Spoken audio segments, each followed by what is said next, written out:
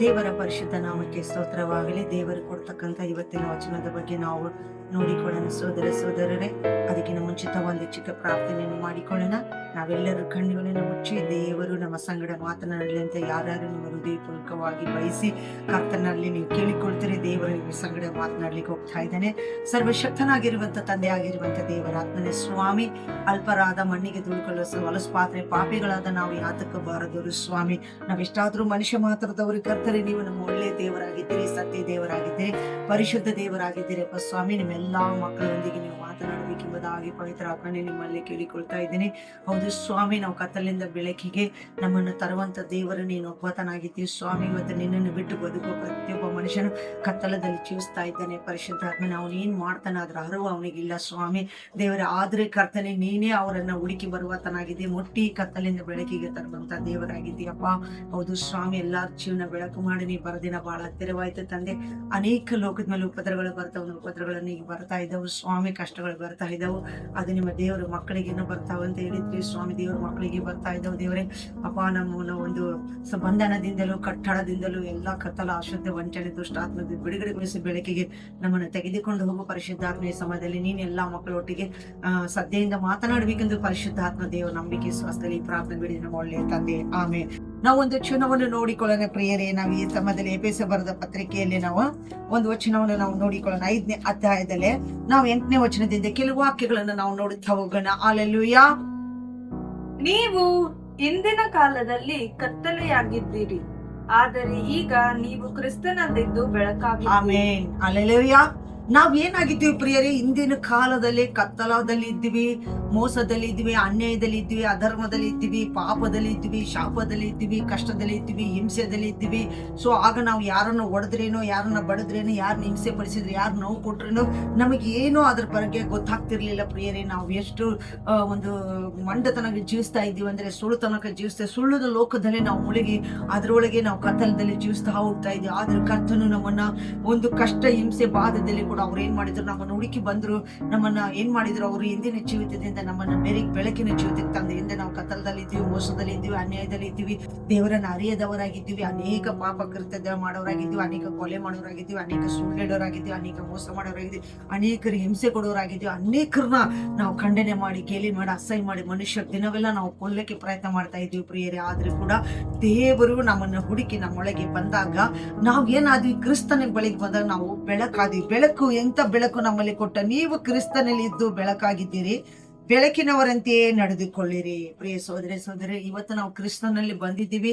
ದೇವರು ನಮ್ಮನ್ನು ಮುಟ್ಟಿದ್ದಾರೆ, ಆರಿಸಿಕೊಂಡಿದ್ದಾರೆ. ನಾವು ಅಲ್ಪರಾಗಿದ್ದೀವಿ, ಅಜ್ಞಾನಿ ಆಗಿದ್ದೀವಿ, ಹುಚ್ಚರಾಗಿದ್ದೀವಿ, ದಡ್ಡರಾಗಿದ್ದೀವಿ, ಇದ್ದೇ ಬುದ್ಧಿ ಇಲ್ಲದವರಾಗಿದ್ದೀವಿ, ತಿಳಿವಳಿಕೆ ಇಲ್ಲದವರಾಗಿದ್ದೀವಿ, ಧ್ಯಾನ ಇಲ್ಲದವರಾಗಿದ್ದೀವಿ, ನಾವು ಪ್ರಾಣಿ ತರ ಜೀವಿಸ್ತಾ ಇದ್ವಿ. ಆದ್ರೂ ದೇವರು ನಮ್ಮನ್ನ ಹುಡುಕಿ ಬಂದು ನಮ್ಮಲ್ಲಿರುವ ಅನೇಕ ಸಂಕಟ ಕಷ್ಟಗಳನ್ನು ತೆಗೆದು ನಮಗೆ ಒಂದು ನೂತನ ಜೀವನವನ್ನು ಕೊಟ್ಟು, ಬದಲಾವಣೆ ಒಂದು ಜೀವಿತ ಕೊಟ್ಟು ಈಗೇನ್ ಮಾಡಿದ್ರು, ಬೆಳಕಿಗೆ ನಮ್ಮ ತಂದು ನಿಲ್ಸ. ದೇವ್ರೇನ್ ಹೇಳ್ತಾನೆ, ಬೆಳಕಿನಲ್ಲಿ ನಡೆದುಕೊಳ್ರಿ. ಬೆಳಕಿನ ಫಲ ಹೇಗಿರುತ್ತೆ ಅಂತ ನಾವು ನೋಡಿಕೊಳ್ಳೋಣ ಪ್ರಿಯರೇ.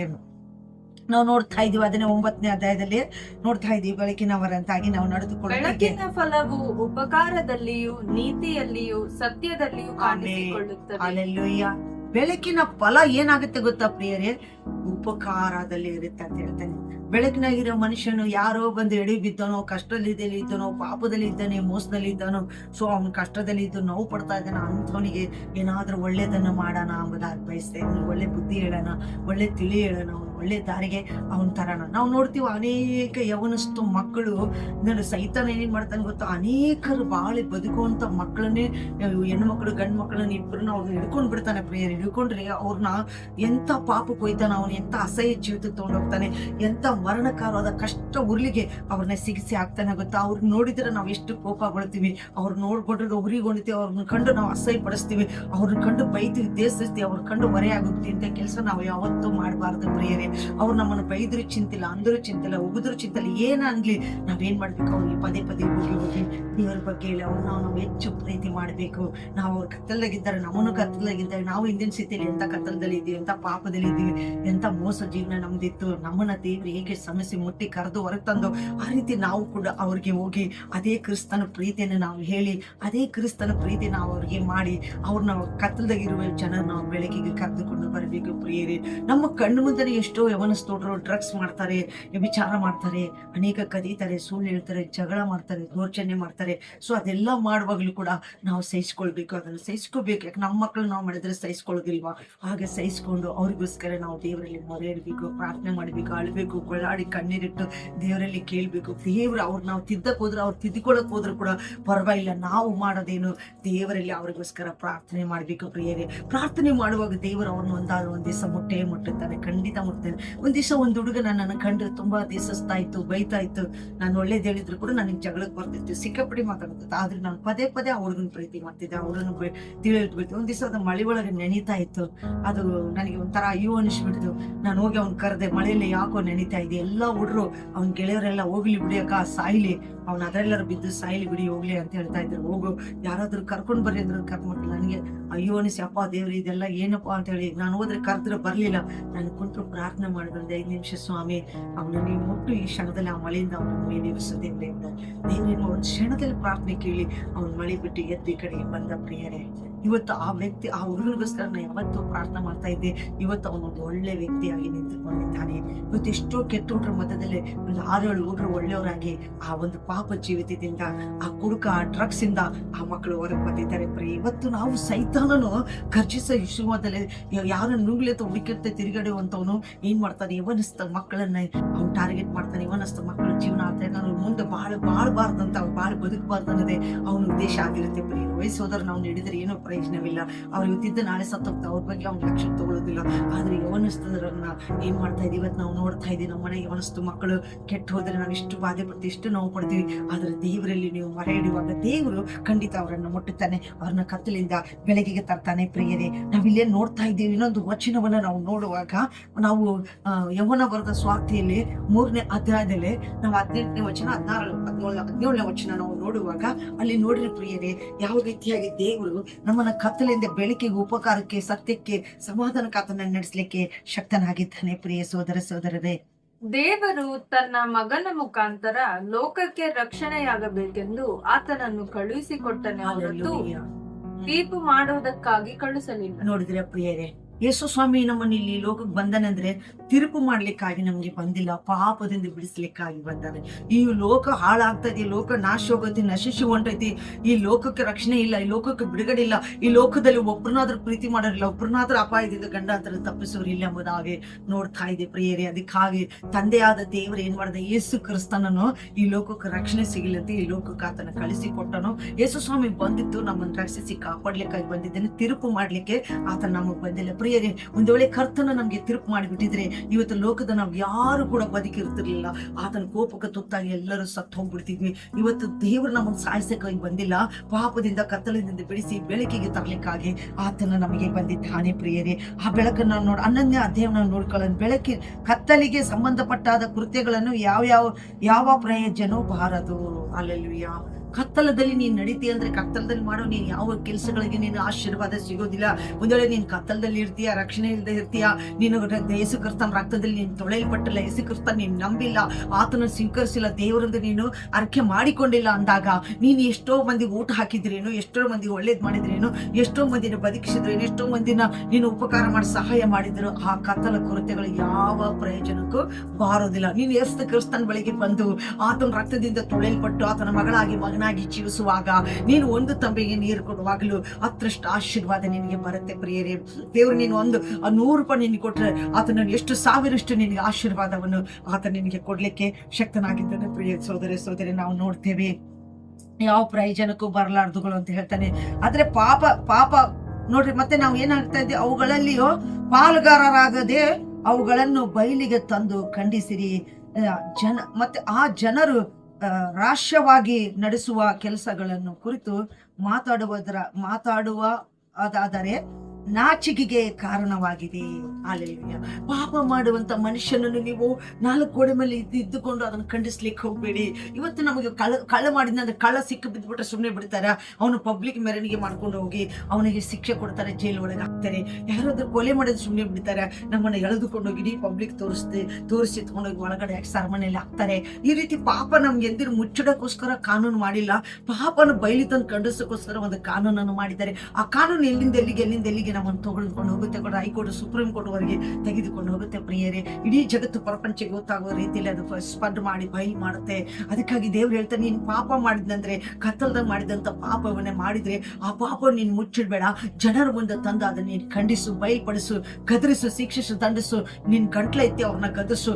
ಆಗ 4 ಜನ ನೀನು ನೋಡುವಾಗ ಅದನ್ನ ನೋಡಿ ಅವರು ಅದನ್ನ ತಪ್ಪನ್ನು ಮಾಡಬಾರದು, ಈ ತಪ್ಪಿಗೆ ನನಗಿಂತ ಶಿಕ್ಷೆ ಇದೆ ಎಂಬುದಾಗಿ ಅವರು ತಿಳಿದುಕೊಳ್ತಾರೆ ಪ್ರಿಯರೇ. ಇನ್ನೊಂದು ವಚನವನ್ನು ನಾವು ನೋಡಿಕೊಳ್ಳೋಣ. ಅಪೊಸ್ತಲರು ಬರೆದಂತ ಪತ್ರಿಕೆಯಲ್ಲಿ ನಾವು ನೋಡಿಕೊಳ್ಳಿ 26ನೇ ಅಧ್ಯಾಯದಲ್ಲಿ ನಾವು 18ನೇ ವಚನವನ್ನು ನೋಡಿಕೊಳ್ಳೋಣ ಪ್ರಿಯರೇ. ನಮಗೆ ಏನ್ ಹೇಳ್ತಾನೆ ದೇವರು? ಸತ್ಯದಲ್ಲಿ ನಮ್ಮನ್ನ ಪ್ರೀತಿಯಲ್ಲಿ, ನಿರೀಕ್ಷೆಯಲ್ಲಿ, ನಂಬಿಕೆಯಲ್ಲಿ ಕರ್ತನ ನಮ್ಮನ್ನಾಗಿ ಹೇಗೆ ನಡೆಸಲಿಕ್ಕೆ ಆತನ ಶಕ್ತನಾಗಿದ್ದೆ ಎಂಬುದಾಗಿ ನಾವು ನೋಡಿಕೊಳ್ಳೋಣ ಪ್ರಿಯರೇ. ಮತ್ತೆ ಗಲಾತಿ ಬರೆದ ಪತ್ರಿಕೆ 15ನೇ ಅಧ್ಯಾಯದಲ್ಲಿ ಮತ್ತೆ ನಾವು 22ನೇ ವಚನದಲ್ಲಿ ಕೂಡ ನಾವು ನೋಡಿಕೊಳ್ಳೋಣ ಪ್ರಿಯರೇ.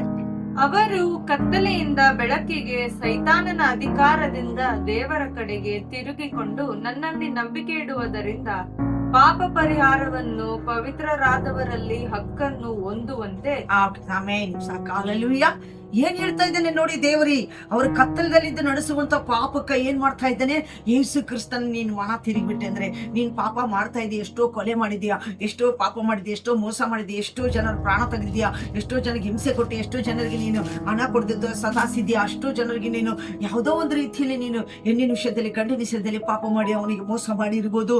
ಆದ್ರೆ ದೇವರ ಬಳಿಗೆ ನೀನು ತಿರುಗಿಕೊಳ್ಳುವಾಗ ನಿನ್ನ ಪಾಪವನ್ನು ಪರಿಹಾರ ಆಗಿ ಯೇಸು ಕ್ರಿಸ್ತನ ಬಳಿಗೆ ನೀನು ತಿರುಕೊಳ್ಳೋ ಆತನ ರಕ್ತದಿಂದ ನೀನು ತೊಳೆಯಲ್ಪಟ್ಟು ನೀನು ಶುದ್ಧರಾದ್ರೆ ನಿನ್ನ ಪಾಪಕ್ಕೆ ಪರಿಹಾರವನ್ನ ಯೇಸು ಕ್ರಿಸ್ತನಿಂದ ಮಾತ್ರ ಸಿಗ್ಲಿಕ್ಕೆ ಸಾಧ್ಯ. ಎಲ್ಲಿ ಹೋದ್ರೂ ಕೂಡ ನಿಮಗೆ ಸಮಾಧಾನವಾಗಲಿ, ಪಾಪ ಪರಿಹಾರವಾಗಲಿ, ನೀವು ಶುದ್ಧರಾಗಿ ಕತ್ತಲಿಂದ ಬೆಳಕಿಗೆ ಬರ್ಲಿಕ್ಕೆ ಸಾಧ್ಯವೇ ಇಲ್ಲ ಪ್ರಿಯರೇ. ದೇವರು ಒಬ್ಬನೇ ಸೃಷ್ಟಿಕರ್ತನಾದ ಕರ್ತನಾದ ಯೇಸು ಕ್ರಿಸ್ತನ ಮಾತ್ರನೇ ನಿಮ್ಮನ್ನು ಎಲ್ಲಾ ಕೆಸರಿಂದಲೂ ಎಲ್ಲ ಕೊಚ್ಚಲಿಂದ ಹೊರತರಲಿಕ್ಕೆ ಸಾಧ್ಯ. ಯಾವ ಸರ್ಮನಿಂದಲೂ, ಯಾವ ಬಂಧನ ಸಾಲದಿಂದಲೂ, ಯಾವ ಮಾಟ ಮಂತ್ರ ಶಕ್ತಿಯಿಂದ ಇರ್ಬೋದು, ರೋಗಗಳಿರ್ಬೋದು, ಕಾಯಿಲೆಗಳಿರ್ಬೋದು, ಅವು ಎಲ್ಲದರಿಂದ ಕೂಡ ದೇವರು ನಿಮಗೆ ಹೊರಗೆ ತರಲಿಕ್ಕೆ ಸಾಧ್ಯ. ಒಬ್ಬ ಅಧಿಕಾರಿ ಬಂದು ಯೇಸು ಕ್ರಿಸ್ತನ ಬಳಿಗೆ ಬಂದು ಹೇಳ್ತಾನೆ, ನನ್ನ ಮಗಳು ಸಾವು ಬದುಕಲ್ಲಿದ್ದಾಳೆ, ತುಂಬಾ ಕಷ್ಟಪಡ್ತಾ ಇದ್ದಾಳೆ, ದಯವಿಟ್ಟು ನನ್ನ ಮಗಳಿಗೋಸ್ಕರ ಬಂದು ನೀನು ಪ್ರಾರ್ಥಿಸಬಾರ್ದ ಅಂತ ಹೇಳ್ತಾನೆ. ಹೇಳುವಾಗ ಆತನ ಹೇಳ್ತಾನೆ, ನಿನ್ನ ಮಗಳು ಸಾಯೋದಿಲ್ಲ, ಆಕಿ ನೀನು ಬದುಕುತ್ತಾಳೆ, ನೀನೇನು ಅದಕ್ಕೆ ಗೊಳಗಡೆ ಚಿಂತೆ ಮಾಡಬೇಡ, ಹೋಗು ನಿನ್ನ ಮಗಳು ಬದುಕ್ಬಿಟ್ಲು ಅಂತ ಹೇಳ್ತಾನೆ. ಯೇಸು ಕ್ರಿಸ್ತರು ಹೇಳುವಾಗ ಒಂದು ಹಾಳು ಓಡಿ ಬರುತ್ತೆ, ನಿನ್ನ ಮಗಳು ತೀರಿ ಹೋಗ್ಬಿಟ್ಲು, ಇನ್ಯಾಕೆ ಸ್ವಾಮಿಗೆ ನೀನು ಕಷ್ಟ ಕೊಡ್ತೀಯಪ್ಪ, ಹೋಗೋಣ ಎಂಬುದಾಗ ಅಧಿಕಾರಿಯನ್ನು ಕರೀತಾನೆ. ಅವಾಗ ಅಧಿಕಾರಿ ನೋಡಿ ದೇವರು ಹೇಳ್ತಾನೆ, ನಂಬಿಕೆ ಮಾತ್ರ ನಿನಗಿರಲಿ. ಹಲ್ಲೆಲೂಯಾ. ಇವತ್ತು ನಂಬಿಕೆ ಇಲ್ಲದೆ ನಾವು ಜೀವಿಸ್ತಾ ಇದ್ದೀವಿ, ಅಪನಂಬಿಕೆಯಲ್ಲಿ ನಾವು ಜೀವಿಸ್ತಾ ಇದ್ದೀವಿ, ಮೋಸ ವಂಚನೆಯಲ್ಲಿ ಜೀವಿಸ್ತೀವಿ, ಮೋಸ ಮಾತಿಗೆ ಬೆಲೆ ಕೊಡ್ತೀವಿ, ಮೋಸಗಾರರಿಗೆ ಅನ್ಯಾಯಗಳಿಗೆ ನಂಬಿ ಹೋಗ್ತೀವಿ. ಆದ್ರೆ ದೇವರನ್ನ ನಂಬಿ ಹೋಗಲ್ಲ, ದೇವ್ರ ಮಾತಿಗೆ ಬೆಲೆ ಕೊಡಲ್ಲ, ದೇವ್ರ ವಚನಕ್ಕೆ ನಾವು ಬೆಲೆ ಕೊಡಲ್ಲ. ದೇವ್ರು ನಿಮ್ಮನ್ನು ಹೆಸರು ಹಿಡಿದು ಕರೀತಾನೆ, ದೇವ್ರು ನಿಮ್ಮನ್ನು ಸಂಧಿಸ್ಲಿಕ್ಕೆ ಬರ್ತಾನೆ, ದೇವ್ರು ನಿಮ್ಮನ್ನು ಕಾಪಾಡಕ್ಕೆ ಬರ್ತಾನೆ. ಆದ್ರೂ ನೀವು ಅದಕ್ಕೆ ಗಮನಿಸುವುದಿಲ್ಲ ಪ್ರಿಯರೇ. ಆದ್ರೆ ಕರ್ತನ ಹೇಳ್ತಾನೆ, ನಡ್ರಿ ಹೋಗೋಣ ಅವ್ರ ಮನೆಗೆ. ಹೋದಾಗ ಅಲ್ಲೆಲ್ಲರೂ ಗದ್ದಲವನ್ನು ಎಬ್ಬಿಸಿರ್ತಾರೆ, ಎಲ್ಲರೂ ಒಂದ್ ಕಡೆ ಅಳ್ತಿರ್ತಾರೆ, ಒಂದ್ ಕಡೆ ದುಃಖ ಪಡ್ತಾರೆ, ಒಂದ್ ಕಡೆ ಬಾರಿಸೋದು, ಒಂದ್ ಕಡೆ ಹೆಣ ಒಯ್ಯಕ್ಕೆ ಸಿದ್ಧಪತಿಯನ್ನು ಮಾಡ್ತಾ ಇರ್ತಾರೆ. ಆಗ ಯೇಸು ಕ್ರಿಸ್ತನಲ್ಲಿ ಹೋಗುತ್ತೆ, ನೀವೆಲ್ಲರೂ ಗದ್ದಲ ಯಾಕೆ ಮಾಡ್ತಾ ಇದ್ದೀರಿ? ಇವೆಲ್ಲವನ್ನು ತೆಗೆದಾಕ್ರಿ, ನಿಮ್ಮ ಮಗಳು ಸತ್ತಿಲ್ಲ, ನಿದ್ದೆ ಮಾಡ್ತಾ ಇದ್ದಾಳೆ. ಇಷ್ಟು ಜನ ಆ ಸಂದರ್ಭದಲ್ಲಿ ಆತನ ಆಡಿಕೊಳ್ತಾರೆ ಗೊತ್ತಾ, ಗೇಲಿ ಮಾಡ್ತಾರೆ ಗೊತ್ತಾ, ಅಸಹ್ಯ ಮಾಡ್ತಾರೆ ಗೊತ್ತಾ.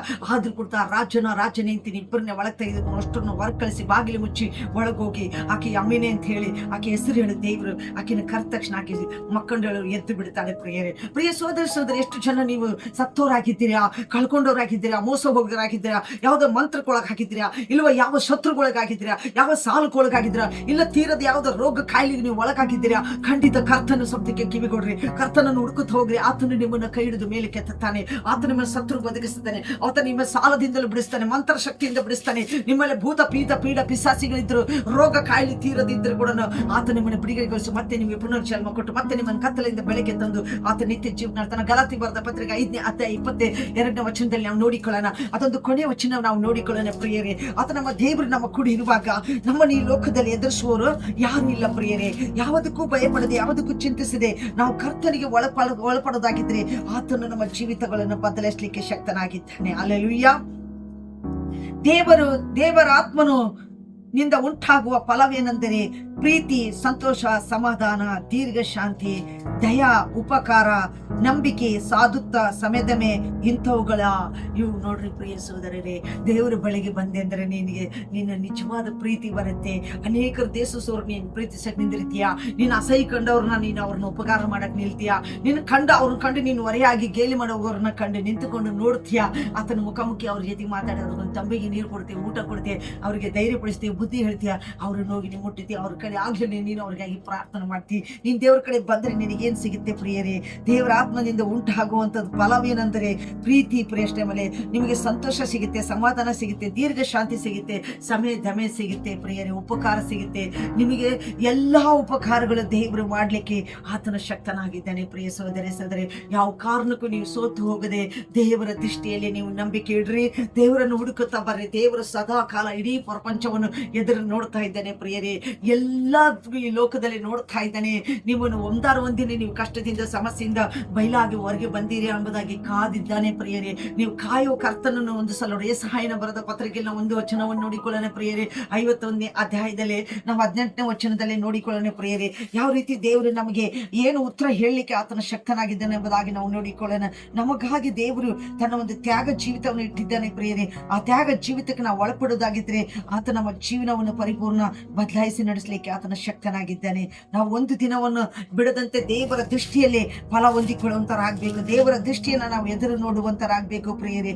ಆತನ ನಮಗಾಗಿ ಮಾಡಿರ್ತಕ್ಕಂಥ ಉಪಕಾರ ನಮ್ಮ ಜೀವನದಲ್ಲಿ ಬಹಳ ದೊಡ್ಡದಾಗಿದೆ. ನಾವು ನೋಡ್ತಾ ಇದ್ದೀವಿ 51:17ನೇ ವಚನ ನಾವು ನೋಡ್ತಾ ಇದ್ದೀವಿ. ಹೌದು ಪ್ರಿಯರೇ, ಯೆಹೋವನು ತನ್ನ ರೋಷವನ್ನು ತುಂಬಿಕೊಟ್ಟ ಪಾತ್ರೆಯಿಂದ ಕುಡಿದ ಯೆರೂಸಲೇಮೇ, ಎಚ್ಚೆತ್ತುಕೋ, ಎದ್ದು ನಿಲ್ಲು. ಭ್ರಮಣಗೊಳಿಸುವ ಆ ಪಾನದ ಪಾತ್ರೆಯಲ್ಲಿ ಒಂದು ತೊಟ್ಟನ್ನು ಉಳಿಸದೆ ಕುಡಿದು ಬಿಟ್ಟಿದ್ದಿ. ನೋಡಿದಿರ ಪ್ರಿಯರೇ, ಯೆರೂಸಲೇಮನ ಪಟ್ಟಣದ ಬಗ್ಗೆ ದೇವರು ಮಾತನಾಡ್ತಾ ಇದ್ದಾನೆ. ಒಂದು ಪಾತ್ರೆಯಲ್ಲಿ ಹಿಡಿದು ಹೋಗಿ ಅದನ್ನ ಆ ಒಂದು ಪಾತ್ರೆಯನ್ನು ತೆಗೆದುಕೊಂಡು ಒಯ್ದು ಬಿಟ್ಟಾಗ ಅಲ್ಲಿ ಹೇಳ್ತಾನೆ, ಯೆರೂಸಲೇಮೇ ನೀನು ಎಚ್ಚೆತ್ತುಕೋ, ಎದ್ದು ನಿಂತುಕೋ, ನಿನ್ನನ್ನು ನೀನು ಕಾಪಾಡಿಕೋ ಅಂತ ಹೇಳ್ತಾ ಇದ್ದಾನೆ. ಇವತ್ತು ನಾವು ನೋಡ್ತೇವೆ ಯೆರೂಸಲೇಮನ ಪಟ್ಟಣಕ್ಕೆ ಆತನ ಆ ಒಂದು ಕೈ ಪದಾರ್ಥವನ್ನು ನೀನು ಕುಡಿದು ಬಿಟ್ಟಿಯಲ್ಲ, ಅದರಲ್ಲಿ ನೀನು ದೇವರಿಗೆ ಭಯಪಡದೆ, ದೇವರಿಗೆ ವಿಶ್ವಾಸ ಆಗದೆ, ದೇವರು ಮಾಡಿದ ಉಪಕಾರ ನೀನು ಮರೆತು ಬಿಟ್ಟು ನೀವು ಇಸ್ರಾಯೇಲ್ ಜನರು ಹೆಚ್ಚು ಪಾಪಗಳನ್ನು ನೀವು ಮಾಡ್ತಾ ಹೋದ್ರಿಲ್ಲ, ಅವಿಧರಾಗಿ ನಡೆದುಕೊಂತ ಹೋದ್ರಿಲ್ಲ, ಅಪಜಯವನ್ನು ಮಾಡ್ತಾ ಹೋದ್ರಿಲ್ಲ, ಎಲ್ಲ ಸೊಕ್ಕು ಗರ್ವದಿಂದ ನೀವು ನಡೆದಿರಲ್ಲ, ದೇವರ ಚಿತ್ತಕ್ಕೆ ನೀವು ವಿರುದ್ಧವಾಗಿ ಮಾಡಿದಿರಲ್ಲ. ಇವತ್ತು ನಿಮ್ಮ ಸಂಕಟ ಬಂದಿದೆ, ನೀನು ಎಚ್ಚೆತ್ತುಕೊಂಡು ನೀನು ಯೆರೂಸಲೇಮನ ಪಟ್ಟಣ ನೀನು ಕಾಪಾಡಿಕೋ ಎಂಬುದಾಗಿ ಇವತ್ತು ನಾವು ನೋಡ್ತಾ ಇದೀವಿ ಪ್ರಿಯರೇ. ಯೆರೂಸಲೇಮನ ಪಟ್ಟಣಕ್ಕೆ ದೊಡ್ಡ ಅಪಾಯವನ್ನು ಗಂಡಾಂತರವನ್ನು ಬಂದಿದೆ. ದೇವರ ಮಕ್ಕಳು ಯಾವ ಸ್ಥಳದಲ್ಲಿ ಇದ್ರು ಸರಿ, ದೇವರ ಸೇವಕರು ಇದ್ರು, ಸಭೆಕೂಟಗಳಾಗಿದ್ರು, ದಯವಿಟ್ಟು ಒಂದು ಯೆರೂಸಲೇಮನ ಪಟ್ಟಣಕ್ಕಾಗಿ ನೀವು ಬಲವಾಗಿ ಹೊತ್ತು ಪ್ರಾರ್ಥನೆ ಮಾಡಿ. ಎಲ್ಲರೂ ನಾವು ಒಬ್ಬ ತಂದೆ ಮಕ್ಕಳಾಗಿದ್ದೀವಿ, ಒಬ್ಬ ದೇವರೇ ನಮಗಿದ್ದಾನೆ, ಆತನ ಹೊರತು ನಮಗೆ ದೇವರಿಲ್ಲ. ಆತನ ನಮ್ಮ ಒಂದೇ ಮುದ್ದಿ ಮಣ್ಣಿಂದಲೇ ಸೃಷ್ಟಿ ಮಾಡಿದ್ದಾನೆ, ಒಂದೇ ಜೀವ ಶ್ವಾಸವನ್ನು ಹೊಂದಿದ್ದಾನೆ, ಒಂದೇ ಪಾತ್ರೆಯಲ್ಲಿ ನಮ್ಮನ್ನ ನಿರ್ಮಾಣ ಮಾಡಿದಂತ ದೇವರ ಮುಂದೆ ನಾವು ಎದ್ದು ನಿಂತು ಸಾಕ್ಷಿ ಹೇಳ್ಬೇಕಾಗಿದೆ. ನೀವೆಲ್ಲರೂ ಒಂದು ಯೆರೂಸಲೇಮನ ಪಟ್ಟಣಕ್ಕಾಗಿ, ಆ ಯುದ್ಧಕ್ಕಾಗಿ ನೀವು ಪ್ರಾರ್ಥನೆ ಮಾಡಿ. ಯುದ್ಧದಲ್ಲಿ ಎಂತೆಂತ ಬಾಂಬ್ಗಳು ಬಿದ್ದು ಎಷ್ಟೋ ಜನ ನಾಶವಾಗಿ ಹೋಗ್ತಾ ಇದ್ದಾರೆ. ಕರುಣೆ ಇಲ್ಲದ ಅಪಾರ್ಟ್ಮೆಂಟ್ ಮೇಲೆ ಸಿಟಿ ಮಧ್ಯದಲ್ಲಿ ಹಾಕ್ತಾ ಇದ್ದಾರೆ, ಎಷ್ಟೋ ಜನ ನಾಶವಾಗಿದ್ದಾರೆ. ಈ ಒಂದು ಅನಿಸಿ ಹೋಗುವಂತ ಯೆರೂಸಲೇಮನ ಪಟ್ಟಣ ಬಗ್ಗೆ ದೇವರು ಎಷ್ಟು ಮಾತಾಡಿದ್ದಾರೆ ಗೊತ್ತಾ? ಎಜಿಕೇಲದಲ್ಲಿ ಮಾತನಾಡಿದ್ದಾರೆ, ಮತ್ತೆ ಆತನ ಯೆರೂಸಲೇಮನ ಪಟ್ಟಣದ ಬಗ್ಗೆ ಕೀರ್ತನದಲ್ಲಿ ಕೂಡ ಎಷ್ಟು ಮಾತನಾಡಿದ್ದಾನೆ ಪ್ರಿಯರೇ. ಯೆರೂಸಲೇಮನ ಪಟ್ಟಣ ಗತಿ ನಾನು ಏನೆಂದೇಳ ಅದು ಹುಟ್ಟದಿದ್ರೆ ಎಷ್ಟೋ ಒಳ್ಳೇದಾಗುತ್ತಿತ್ತು ಅಂತ ಹೇಳಿದ್ದಾನೆ ಪ್ರಿಯರೇ. ಅದಕ್ಕಾಗಿ ನೀವೆಲ್ಲರೂ ಹೊತ್ತು ಪ್ರಾರ್ಥನೆ ಮಾಡ್ರಿ. ನಾವು ನೋಡ್ತಾ ಇದ್ದೀವಿ, ನಾವು ಯೆಶಾಯ ಗ್ರಂಥದಲ್ಲಿ ಇರುವಂತ ವಚನ, ಇನ್ನೂ ಒಂದು ವಚನ ನಾವು ನೋಡ್ತಾ 52ನೇ ಅಧ್ಯಾಯದಲ್ಲಿ ನಾವು ಇನ್ನೂ ಒಂದು ವಚನ ಕೊನೆಗೆ ನಾವು ನೋಡಿಕೊಳ್ಳೋಣ ಪ್ರಿಯರೇ. 52ನೇ ಅಧ್ಯಾಯ 1ನೇ ವಚನ ನಾವು ನೋಡಿಕೊಳ್ಳೋಣ. ಅಲ್ಲಿ ದೇವರು ನಮ್ಗೆ ಏನ್ ಹೇಳ್ತಾನೆ ಎಂಬುದಾಗಿ. ಪ್ರಿಯ ಸಹೋದರ, ನೀವೆಲ್ಲರೂ ಮೌನಾಗಿರಕ್ಕಾಗಿ ದೇವರು ಕರ್ದಿಲ್ಲ, ಕತ್ತಲದಾಗಿರಕ್ಕಾಗಿ ಕರ್ದಿಲ್ಲ, ಹಳೆ ಜೀವಿತ ಹಿಂತಿರುಗಿ ಹೋಗ್ಲಿಕ್ಕಾಗಿ ಕರ್ದಿಲ್ಲ. ನೀವು ಹಿಂದಿನ ಕಾಲದಲ್ಲಿ ಮಾಡಿದ ಎಲ್ಲ ಕೃತ್ಯಗಳನ್ನ ಮರೆತು ಅವನ್ನೆಲ್ಲ ನೀವು ಒಳಗ್ ಬೆಳಕಿಗೆ ಬಂದು ಬೆಳಕಿನ ಫಲವನ್ನು ಹೊಂದಿಕೊಳ್ಳ್ರಿ. ಪ್ರೀತಿ, ಸಮಾಧಾನ, ಉಪಕಾರ, ಶಾಂತಿ, ಸಮಯ ದಮೆಗಳನ್ನು ನೀವು ಹೊಂದಿಕೊಳ್ಳ್ರಿ. ಹೆಚ್ಚು ಪ್ರಾರ್ಥನೆ ಮಾಡೋರಾಗ್ರಿ, ಹೆಚ್ಚು ಆರಾಧನೆ ಮಾಡೋರಾಗ್ರಿ, ಹೆಚ್ಚು ದೇವರನ್ನು ಸ್ತುತಿಸೋರಾಗ್ರಿ. ದೇವರು ನಿಮಗಾಗಿ ಇಟ್ಟಿರುವಂತ ಫಲವನ್ನು ತಪ್ಪದೆ ನೀವು ಹೊಂದಿಕೊಳ್ಳ್ರಿ. ಆ ವಚನ ನಾವು ನೋಡಿಕೊಳ್ಳೋಣ ಪ್ರಿಯರೇ. ಚೀಯೋನೇ, ಎಚ್ಚರಗೊಳ್ಳು, ನಿನ್ನ ಪ್ರತಾಪವನ್ನು ಧರಿಸಿಕೋ. ನೋಡ್ರಿ ಪ್ರಿಯರೇ, ಚೀಯೋನ ಪಟ್ಟಣ ಕೂಡ ಹೇಳ್ತಾನೆ, ಯೆರೂಸಲೇಮನ ಪಟ್ಟಣಕ್ಕೆ ಎಚ್ಚೆತ್ತುಕೋ, ಎದ್ದು ನಿಂದ್ರು ಎಚ್ಚೆತ್ತುಕೋ ಅಂತ ಹೇಳ್ತಾನೆ. ಇಲ್ಲಿ ಚೀಯೋನೇ ನೀನು ಎದ್ದು ಎಚ್ಚರಗೊಳ್ಳು. ನೋಡು, ನಿಮ್ಮ ಅಪಾಯದಿಂದ ನೀನು ತಪ್ಪಿಸಿಕೋ ಅಂತ ಹೇಳ್ತಾ ಇದ್ದಾನೆ. ಇವತ್ತು ಚೀಯೋನ ಪಟ್ಟಣಕ್ಕೂ ಕೂಡ ದಾಳಿ ಬರುವಂತದ್ದಾಗಿದೆ, ಮತ್ತೆ ನಾವು ಯೆರಿಕೋ ಕೋಟೆಗೆ ಕೂಡ ದಾಳಿ ಬರುವಂತದ್ದಾಗಿದೆ. ನಜರತ್ ಎಂಬ ದೇಶಕ್ಕೂ ಕೂಡ ದಾಳಿ ಬರುವಂತದ್ದು. ಯಾಕಂದ್ರೆ ಈ ಬೈಬಲ್ ನಲ್ಲಿ ಬರೆಯಲ್ಪಟ್ಟಂತ ನೆರವೇರುತ್ತೆ ಪ್ರಿಯರೇ. ಉಪದ್ರ ಲೋಕಕ್ಕೆ ಬಂದ್ರೆ ಎಲ್ಲರಿಗೂ ಬರುತ್ತೆ. ಆ ಉಪದ್ರ ನಾವೆಷ್ಟು ವಿಶ್ವಾಸಿಗಳಾಗಿರ್ತೀವೋ, ನಾವೆಷ್ಟು ಆತ್ಮಿಕವಾಗಿರ್ತೀವೋ, ಎಷ್ಟು ನಂಬಿಕೆಸ್ಥರಾಗಿರ್ತೀವೋ, ಎಷ್ಟು ಭಯಭಕ್ತಿಯಿಂದ ನಾವು ಜೀವಿಸ್ತೀವೋ, ಅಷ್ಟೇ ನಮಗೆ ದೇವರು ಅದರ ಪ್ರತಿಫಲವನ್ನು ಆತ ನಮಗೆ ಕೊಡ್ಲಿಕ್ಕೆ ಶಕ್ತನಾಗಿದ್ದಾನೆ ಪ್ರಿಯರೇ. ಮುಂದಕ್ಕೆ ಆತ ನಮ್ಮನ್ನು ಕರೆದುಕೊಂಡು ಹೋಗ್ಲಿಕ್ಕೆ ಕೂಡ ಶಕ್ತನಾಗಿದ್ದಾನೆ. ಮುಂದೆ ನಮ್ಮನ್ನ ಎಲ್ಲ ಅಪಾಯದಿಂದ, ಒಂದು ವೇಳೆ ನಾವು ಆ ಉಪದ್ರವದಲ್ಲಿ ಸತ್ತೋಗಿದ್ರು ಕೂಡ, ಆ ಉಪದ್ರವದಲ್ಲಿ ನಮ್ಮ ಉಸಿರು ನಿಂತೋದ್ರು, ದೇವರ ಪರಲೋಕಕ್ಕೆ ನಮ್ಮನ್ನ ಸೇರಿಸಿಕೊಳ್ಳುವಂತನಾಗಿದ್ದಾನೆ. ಪ್ರಿಯ ಸಹೋದರರೇ, ದಯವಿಟ್ಟು ನೀವೆಲ್ಲರ ಕಣ್ಣುಗಳನ್ನು ಮುಚ್ಚಿಕೊಳ್ಳ್ರಿ. ಯಾವ್ಯಾವ ದೂರದಲ್ಲಿ ಹತ್ತಿರದಲ್ಲಿ ಕಾಲದಲ್ಲಿರುವಂತ ಮಧ್ಯಸ್ಥಕರಾಗಿರುವಂತ ಕರ್ತನಾಗಿರುವ ದೇವರು ನಿಮ್ಮ ಪಕ್ಷವಾಗಿದ್ದಾನೆ. ಆತನು ನಿಮ್ಮನ್ನು ಎಚ್ಚೆತ್ತುಕೊಳ್ಳ್ರಿ, ಎದ್ದು ನಿಂತುಕೊಳ್ಳ್ರಿ. ಬರುವ ಸಂಕಟ ಬರಲಿ, ಯಾವ್ದು ಕತ್ತಲು ಜೀವಿತ ಇರಲಿ, ಮೋಸ ಜೀವಿತ, ಅದರಿಂದ ಎದ್ದು ನಿಂತುಕೊಳ್ಳ್ರಿ. ದೇವರು ನಿಮಗೋಸ್ಕರ ಒಳ್ಳೆಯದನ್ನು ಮಾಡ್ಲಿಕ್ಕೆ ಹೋಗ್ತಾ ಇದ್ದಾನೆ. ದೇವರೇ, ಪರಿಶುದ್ಧಾತ್ಮ ದೇವರೇ, ಎರೆಸಮನ ಪಟ್ಟಣವನ್ನು ನೀನು ಕಾಪಾಡು ಅಪ್ಪ. ತಂದೆ ಚೀಯೋನು ಪಟ್ಟಣವನ್ನು ನೀನು ಕಾಪಾಡಪ್ಪ ದೇವರೇ. ನಜರೇತ್ ಎಂಬ ದೇಶವನ್ನು ನೀನು ಕಾಪಾಡು ದೇವರೇ. ನಿನ್ನ ಮಕ್ಕಳಲ್ಲಿ ಇದ್ದಾರೆ ದೇವರೇ, ಅವರೆಲ್ಲರ ಮೊರೆ ನೀನು ಕೇಳು, ಅವರೆಲ್ಲ ಕೂಗಲು, ಅವ್ರ ಮೇಲೆ ಒಂದು ಚಿಕ್ಕದಾದ್ರೂ ಕೂಡ ಒಂದು ಕಲ್ಲು ಬೀಳದಂತೆ ಪರಿಶುದ್ಧ ಅವರ ಪ್ರಾಣವನ್ನು ರಕ್ಷಿಸಿ ಕಾಪಾಡು ದೇವರೇ. ಓ ದೇವರಾತ್ಮನೇ ಕರ್ತನೇ, ನಿನ್ನೆಲ್ಲ ಇಸ್ರಾಯೇಲ್ ಮಕ್ಕಳು, ನಿನ್ನ ವಿಶ್ವಾಸಿಗಳು ಕತ್ತಲಿಂದ ಬೆಳಕಿಗೆ ತಂದಿದ್ಯಾ. ಅವರು ಉಪಕಾರದ ಪ್ರತಿಫಲವನ್ನು, ಒಳ್ಳೆ ಪ್ರೀತಿ, ಕರುಣೆ, ನೀತಿ, ನ್ಯಾಯ, ಸಮಾಧಾನಗಳು, ಸಂತೋಷ, ಸಮಾಧಾನ ನೀವು ಕೊಟ್ಟಿದ್ದೀರಾ. ಅದರಂತೆ ನೀವು ಕರ್ತನೆ ನಡೆಸಿಕೊಂಡು ಹೋಗುವಂತ ಮಕ್ಕಳಿಗೆ ನೀವೇ ದಯಪಾಲಿಸಿ ನಡೆಸ್ತೀರಿ ಎಂಬುದಾಗಿ ಎಲ್ಲ ಘನ ಮಾನ ಮಹಿಮೆ ಅಪ್ಪ, ಸ್ತುತಿ ಸ್ತೋತ್ರ ಒಬ್ಬ ಕರ್ತನೆ ಯೇಸು ಕ್ರಿಸ್ತನ ಯೇಸುವಿನ ಪರಿಶುದ್ಧ ಉನ್ನತ ನಾಮದಲ್ಲಿ ಈ ಪ್ರಾರ್ಥನಾ ಬೇಡುವುದೇ ನಮ್ಮ ಒಳ್ಳೆಯ ತಂದೆ. ಆಮೆನ್.